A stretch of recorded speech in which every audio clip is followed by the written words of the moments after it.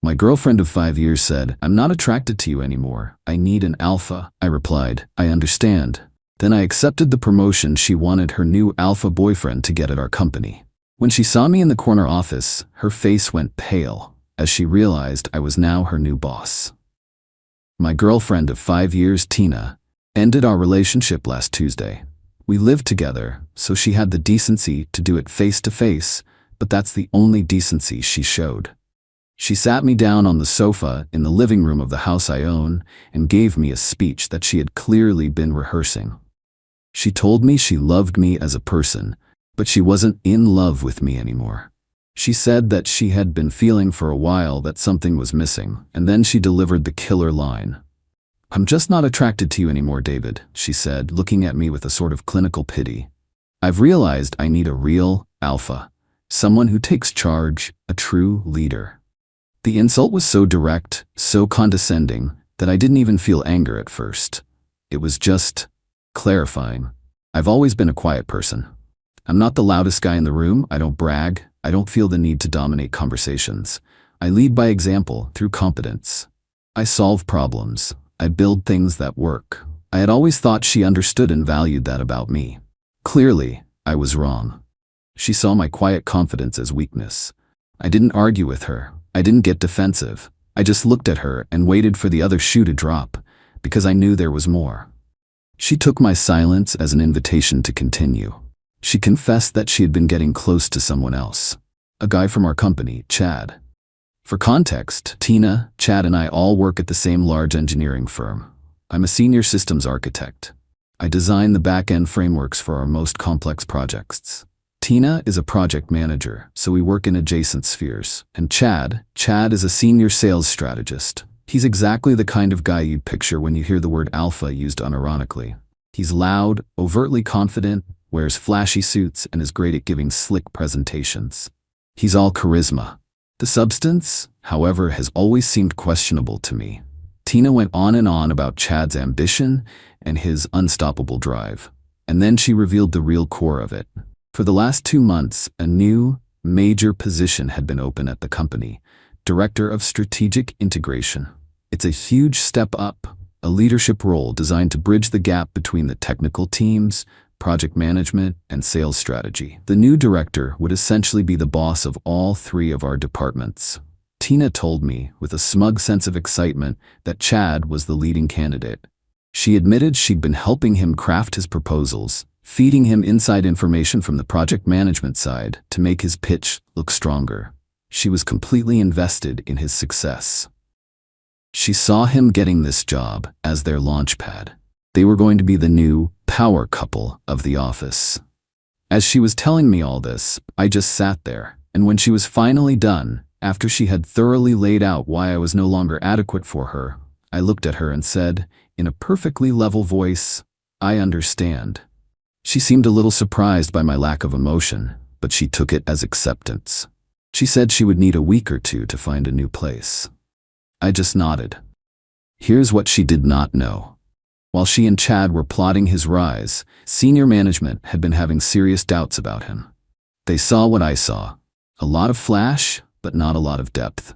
His strategies looked good on a PowerPoint slide, but they often ignored critical technical limitations, which my team would then have to scramble to fix. Because of this, about a month ago, the senior vice president, a man named Marcus, had quietly approached me. He told me that while I wasn't the obvious choice from a sales perspective, I was the only candidate who truly understood how all the pieces of the company actually fit together. He said the company needed a leader who could deliver results, not just promises. He offered me the director position. I was hesitant. I enjoy the hands-on work. I'm an architect, a builder. I was not sure I wanted to get into senior management and politics. I told Marcus I needed some time to consider it. I didn't mention it to Tina because our relationship was already feeling strained, and I didn't want to add a complex work dynamic to the mix. My hesitation, my desire to think things through logically, was the very thing she saw as a lack of ambition. But after her speech, after she called me weak and paraded her new alpha in front of me, all my hesitation vanished. Turning down the promotion now would validate her entire twisted narrative. Accepting it was the only move I had left. It was no longer about career progression. It was about self-respect. The next morning, I walked into Marcus's office. He looked up, surprised to see me. "David," he said, "what's on your mind?" "Marcus," I replied, "I've considered your offer. If it's still on the table, I accept." A huge smile of relief spread across his face. "That's the best news I've heard all month," he said, shaking my hand firmly. "We were hoping you'd come around. The official announcement will go out in a company-wide email on Monday morning. Welcome aboard, Director." I spent the rest of the day in a state of calm focus. When I got home, Tina was there, already packing some of her things. She was humming. She told me she was going to have a celebratory dinner with Chad on Monday night after the big announcement. She even had the audacity to pat my shoulder and say, "Don't worry, David. I've already spoken to Chad. Once he's director, he's going to make sure you're assigned to some of the most important new projects. He really values your technical skills." I just looked at her and nodded. "That's thoughtful of you," I said. "This weekend is quiet. I've moved her things from the master bedroom into the guest room. She thinks it's just me needing space." She is blissfully unaware of the email that is scheduled to hit the entire company's inbox at 9 o'clock on Monday morning. She thinks she's hitching her wagon to a rising star. She has no idea she's about to be introduced to her new boss. Update 1. Monday morning arrived with a strange sense of inevitability. The atmosphere in the house was thick with a tense, awkward silence. Tina, however, seemed to be floating on a cloud of smug satisfaction. She was more talkative than she had been in months, going on about the celebratory dinner she and Chad had planned for that evening. As we were getting ready for work, she stood in the doorway of the bathroom while I was shaving and gave me a piece of unsolicited advice. "You know, David," she started, her tone dripping with fake concern. "You're a great architect, probably the best in the company, but you just don't have that leadership spark. You should really learn from Chad. Watch how he commands a room. It might help you in the long run." I just rinsed my razor, wiped my face, and looked at her in the mirror. "I'll keep that in mind," I said. We drove to the office in separate cars, a routine we had started a few weeks ago as the distance between us grew. I got to my desk at 8:30, cleared out a few old files, and prepared for the day. Tina was at her workstation, chatting excitedly on the phone, no doubt with Chad. At exactly 9 a.m., a new email notification popped up on my screen. It did on everyone's. The subject line was simple: Announcement, New Director of Strategic Integration. I didn't open it. I didn't need to. Instead, I watched Tina. I saw her click open the email, her face alight with triumphant expectation. I saw her eyes scan the first line, and then I watched as every ounce of color drained from her face. She went from tanned and glowing to a pale, sickly white in about 3 seconds. Her mouth fell slightly open. She blinked and reread the email. Then she reread it again. From across the office, I could see her hands start to tremble. She slowly lifted her head and her eyes scanned the room until they locked onto mine. I didn't smile, I didn't gloat. I just held her gaze with a perfectly neutral expression. The sight of me, calm and already back to work, seemed to be what broke her trance.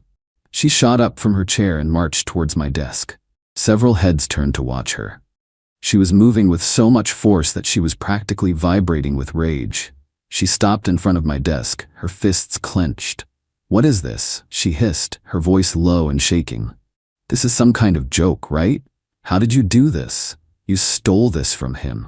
Her voice was rising in volume, and she was causing a scene. People were openly staring now. This was the moment. This was where the new dynamic would be forged.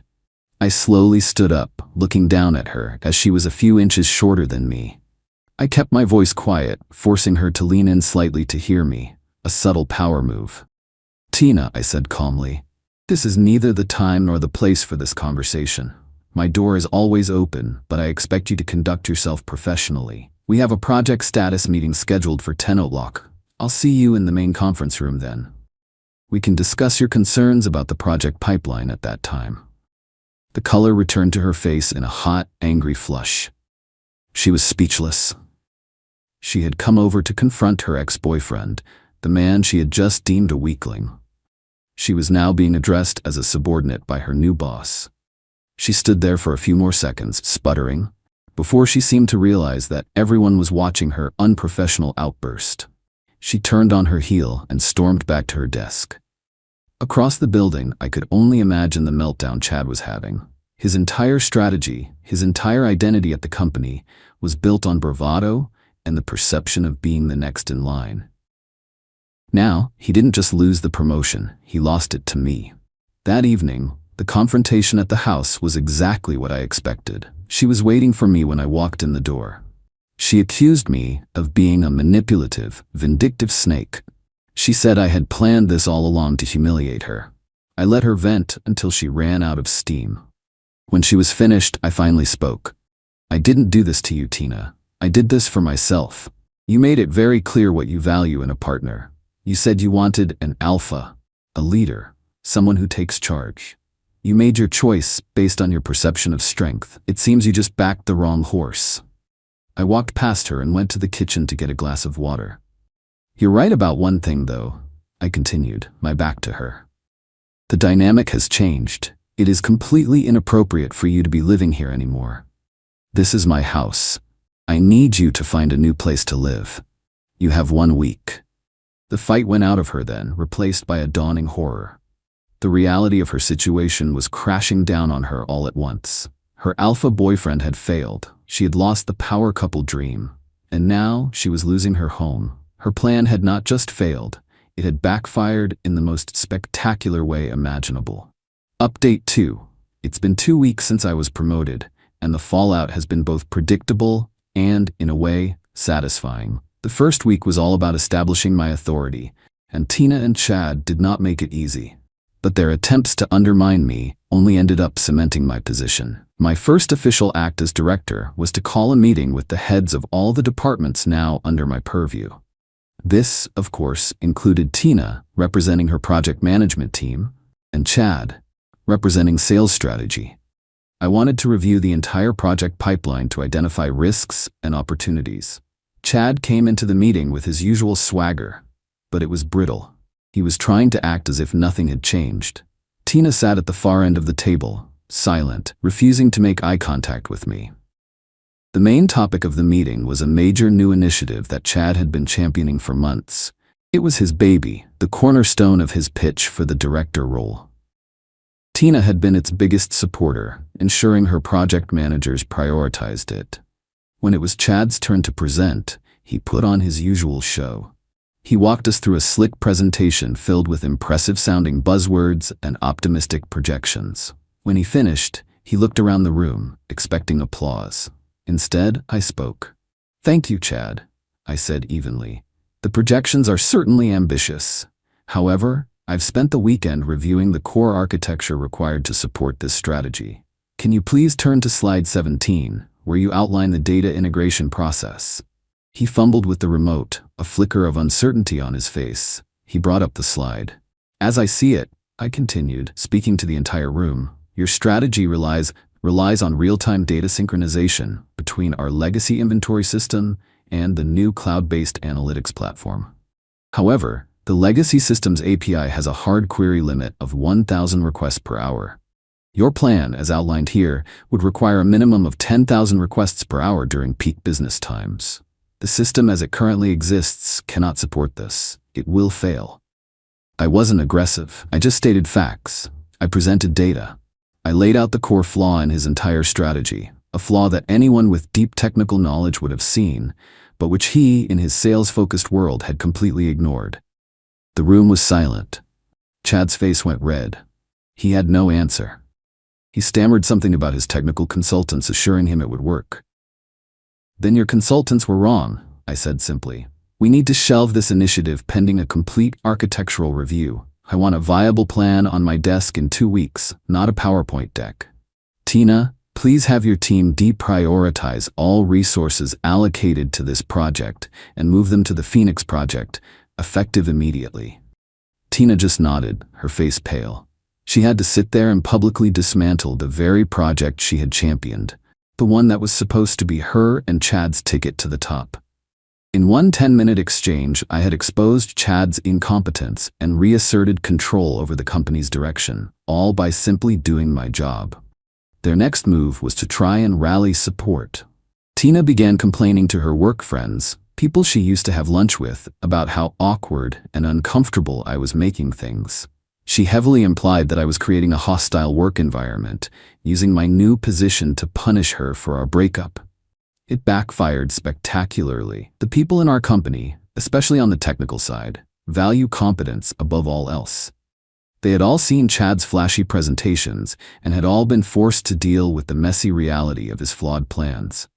They respected my work. They saw me kill a bad project and save the company millions in wasted resources. They didn't see a vindictive ex-boyfriend. They saw a competent leader cleaning house. Tina's complaints just made her look unprofessional and petty. Then came the truly dirty trick. Defeated professionally, they decided to try and attack my reputation. One of my old projects, a complex software update I had personally architected, was in its final deployment phase. Late one night last week, someone went into the system and altered a critical line of code. It was a subtle change, one that wouldn't cause an immediate crash, but would create a serious data corruption issue about a week down the line. It was designed to make it look like I had left a ticking time bomb in the system right before my promotion. It was a direct attempt to make me look incompetent to senior management. It was a clumsy, desperate move. The next morning, during a routine check, I immediately noticed the anomaly in the code. It wasn't my work. The logic was sloppy. I didn't panic. I didn't even mention it to anyone at first. Instead, I went directly to our company's cybersecurity logs. Every single change, every single login is tracked and timestamped. It took me less than an hour to find it. The unauthorized change was made at 10:47 p.m. the previous night. It was logged under a set of temporary administrative credentials, and the IP address from which the login occurred was traced directly to a workstation on the 4th floor. Chad's workstation. I now had concrete, undeniable proof of direct corporate sabotage. He wasn't just incompetent, he was a liability. And I had him. Final update: it has been 3 months since my promotion, and the final pieces of this chapter have fallen into place. The story of Chad and Tina at our company is officially over. After discovering the evidence of sabotage, I did not confront Chad or Tina directly. That would have been messy and unprofessional. Instead, I acted like the director they accused me of not being. I compiled my evidence, the cybersecurity logs showing the IP address, the timestamp of the unauthorized change, the original code versus the altered code, and a brief factual summary of the potential damage it would have caused. Then, I scheduled a meeting with my boss, Marcus, and the head of human resources. I laid out the evidence, calmly and objectively. I didn't frame it as a personal issue. I framed it as a serious and deliberate breach of corporate security and professional conduct.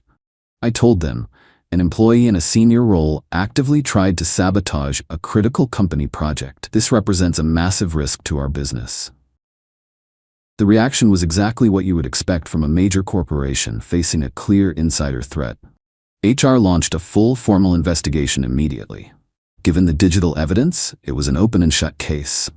Chad was called into a meeting with HR and legal.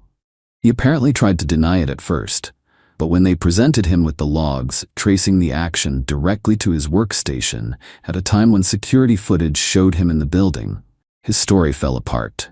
He was terminated for cause, effective immediately. He was escorted from the building by security, carrying his belongings in a cardboard box. Being fired for gross misconduct is a black mark on a career, one that is very difficult to recover from.